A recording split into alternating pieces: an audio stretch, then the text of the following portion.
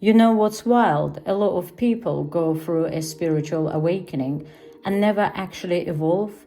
They light their candles, they pull their cards, they talk about healing ego deaths, quantum shifts, but underneath all of that, they're stuck in loops, stuck in identity, stuck in pain that's just wearing new spiritual clothing.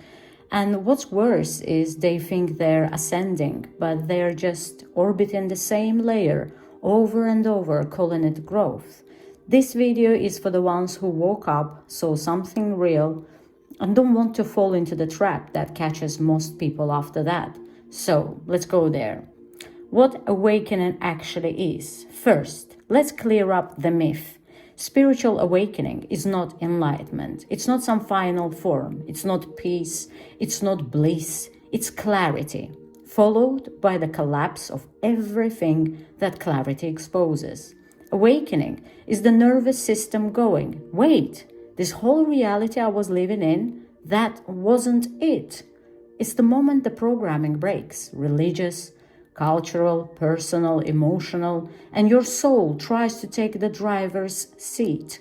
But here's the problem most people don't let in. They see the illusion, then scramble to rebuild another one. Only now it's painted with sacred symbols and oracle decks. Where people get stuck.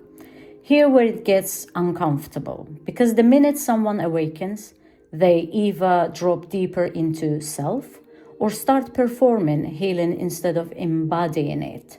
Let me show you some common traps. First, endless shadow work. They dig and dig, always trying to clear something, but never integrating. Always one more trauma, one more inner child. They become addicted to the process of fixing themselves. Second, spiritual bypassing. They repeat mantras like everything happens for a reason, instead of allowing real grief. They avoid accountability under the excuse of being high vibration. Third is chronic seeking.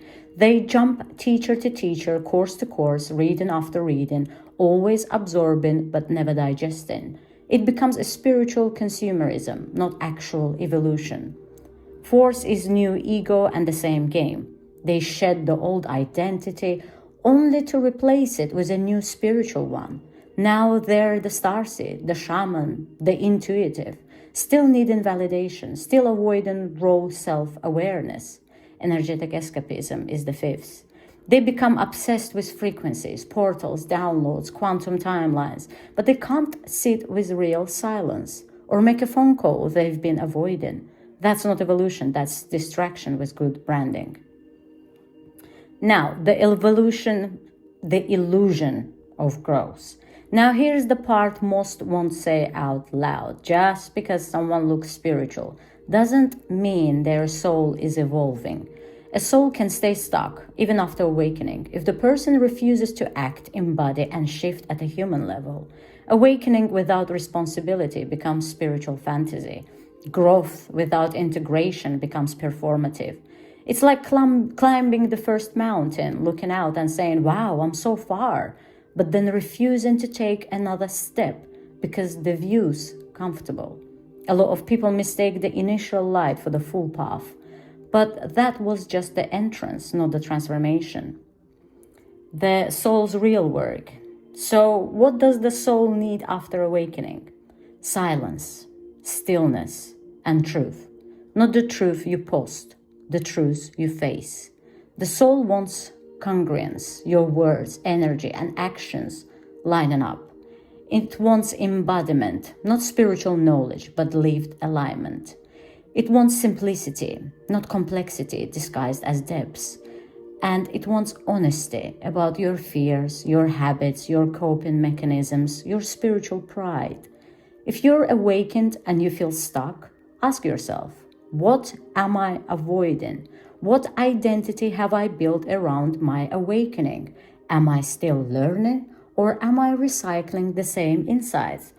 The soul doesn't need you to be spiritual, it needs you to be real. Now, the post-awakening void. One of the most ignored phases is what I call the post-awakening void. It's that quiet, flat space after the fireworks. You're not asleep anymore, but nothing is happening. You're not lost, but you're not ascending either. This is the test. Because the ego will panic. It will say, you're not growing, you need to do more. And that's when people go back to the distractions, because back to identity, back to proving something. But the ones who stay in that stillness, who don't need to be seen, who don't chase the next hit of spiritual significance, those are the ones who evolve. Because in that silence, real awareness is built. And from that awareness, a new reality gets created. One that's not reactive or performative. That's when your energy stabilizes, your clarity sharpens, your gifts mature. So, if you're listening to this and thinking, damn, I've been looping, good. That means you're aware. The next move is honest self-inventory. Start noticing where you perform growths instead of embodying it, where you chase awakening highs instead of living aligned. Let yourself be quiet. Let yourself be human. If you need to step back from content, do it. If you need to unlearn spiritual language and just feel it, do it. If you've made awakening part of your brand and now you feel stuck in it, you're not alone. A lot of people are awakening publicly but healing privately. It's hard, but it's worth it. Just don't confuse visibility with progress, and don't confuse knowledge with wisdom. The path is real, but only if you let it be. So keep it grounded and keep it real.